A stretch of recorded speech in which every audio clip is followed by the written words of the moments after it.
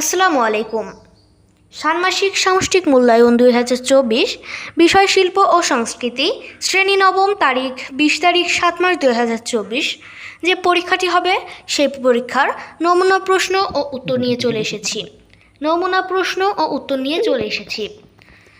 এখানে তোমাদের জন্য রেখেছি মুক্তিযুদ্ধের শিল্পী সমাজের সক্রিয় ভূমিকা সম্পর্কে লেখো। প্রশ্ন এক তোমরা দেখতে পাচ্ছ, মুক্তিযুদ্ধের শিল্পী সমাজের সক্রিয় ভূমিকা সম্পর্কে লেখো। এখানে রয়েছে উত্তর। বাংলাদেশের মুক্তিযুদ্ধের সময় শিল্পী সমাজ একটা গুরুত্বপূর্ণ এবং সক্রিয় ভূমিকা পালন করেছে। তারা তাদের সৃজনশীল কাজের মাধ্যমে স্বাধীনতা সংগ্রামের অনুপ্রেরণা জুগিয়েছে এবং জনমত গঠন করেছে। এখানে কিছু উল্লেখযোগ্য দিক তুলে ধরা হলো। এখানে রয়েছে উল্লেখযোগ্য কিছু দিক। গান এবং সঙ্গীতের মধ্যে রয়েছে বিভিন্ন শিল্পীর দেশাত্মবোধক গান ও সঙ্গীত রচনা এবং পরিবেশন করে মুক্তিযুদ্ধের প্রেরণা জুগিয়েছেন। সেসব গান আজও বাংলাদেশের জাতীয় চেতনার অংশ। এরপর রয়েছে 2, চিত্রকলা এবং পোস্টার। চিত্রশিল্পীরা তাদের ক্যানভাস এবং পোস্টার ব্যবহারের মাধ্যমে মুক্তিযুদ্ধের ভয়াবহতা, যোদ্ধাদের বীরত্ব এবং স্বাধীনতার আশা ফুটিয়ে তুলেছে। যেমন কামরুল হাসানের চিত্রকর্মগুলো তখন ব্যাপক প্রভাব ফেলেছিল। সাহিত্য এবং কবিতা।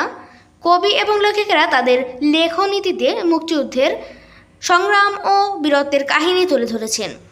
তাদের লেখা প্রচারিত হয়ে জনগণের মনোবল বাড়িয়েছে। এরপর রয়েছে 4, নাটক ও থিয়েটার। মুক্তিযুদ্ধের সময় এবং পরবর্তীকালে নাট্যকার এবং নাট্যশিল্পীরা মুক্তিযুদ্ধের গল্প ও বিষয়বস্তু নিয়ে নাটক মনস্থ করেছেন। এসব নাটক জনগণের মাঝে স্বাধীনতার চেতনা ছড়িয়ে দিয়েছে। এবার রয়েছে 5, মুক্তিযুদ্ধ ভিত্তিক চলচ্চিত্র।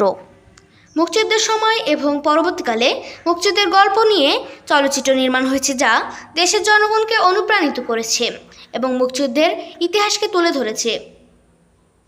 এই সকল ক্ষেত্রেই শিল্পীরা তাদের সৃজনশীলতার মাধ্যমে স্বাধীনতার জন্য লড়াই একটি শক্তিশালী ভূমিকা পালন করেছে। তোমাদের প্রশ্নটা ছিল হলো, মুক্তিযুদ্ধের শিল্পী সমাজের সক্রিয় ভূমিকা সম্পর্কে লেখো। তা সক্রিয় ভূমিকা এখানে রয়েছে যে গান ও সঙ্গীত, চিত্রকলা এবং পোস্টার, সাহিত্য এবং কবিতা, নাটক ও থিয়েটার, মুক্তিযুদ্ধভিত্তিক চলচ্চিত্র। এগুলোর মাধ্যমেই শিল্পীরা তাদের সৃজনশীলতার মাধ্যমে স্বাধীনতার জন্য লড়াইয়ের একটি শক্তিশালী ভূমিকা পালন করেছে। অর্থাৎ এদের মাধ্যমেই আমরা স্বাধীনতা অর্জন করতে পেরেছি। এরপর রয়েছে দলগত কাজ 2। এটা কিন্তু দলগত কাজ। প্রশ্ন, গ্রামীণ সংস্কৃতি ও নগর সংস্কৃতি নিয়ে 2টি পোস্টার তৈরি করতে হবে। ঠিক আছে, এখানে সমাধান। দল 1, গ্রামীণ সংস্কৃতি নিয়ে যা হবে, সদস্য 1 যা লিখবে সেটি হলো, কাজ করবে সেটি হলো ছবি আঁকতে হবে। সদস্য 1-এর ছবি আঁকতে হবে। সদস্য 2 কী করবে, বাঁশ ও বেতের কুলা, ঝুড়ি তৈরি করবে। সদস্য 3 সংগঠক ও আয়োজন করবে। এবার হচ্ছে সদস্য 4 ক্যালিগ্রাফি ও আবৃত্তি করতে হবে তার।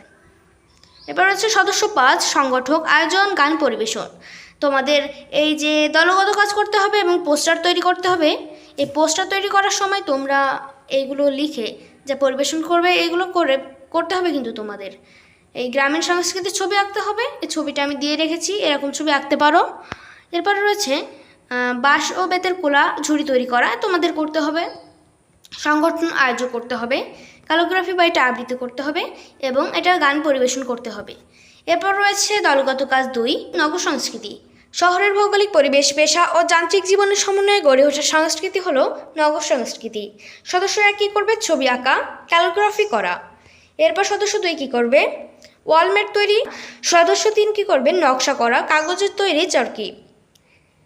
এরপর হচ্ছে সদস্য 4 বেতের ঝুড়ি গড়া ও আয়োজক সংগঠন করতে হবে। তোমরা যখন পোস্টার পেপার তৈরি করবে তখন ঠিক এরকম না পারো, তোমরা একটা শহরের যে সংস্কৃতি আছে সেই সংস্কৃতি অনুযায়ী একটা ছবি তৈরি করতে হবে তোমাদের শহরের সংস্কৃতির।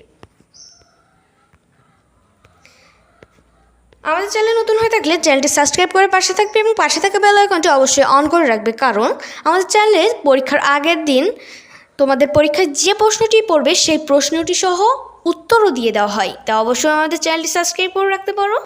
Thanks for watching. ভিডিওটি এই পর্যন্তই। ভালো থাকবে, সুস্থ থাকবে। Take care. আল্লাহ হাফেজ।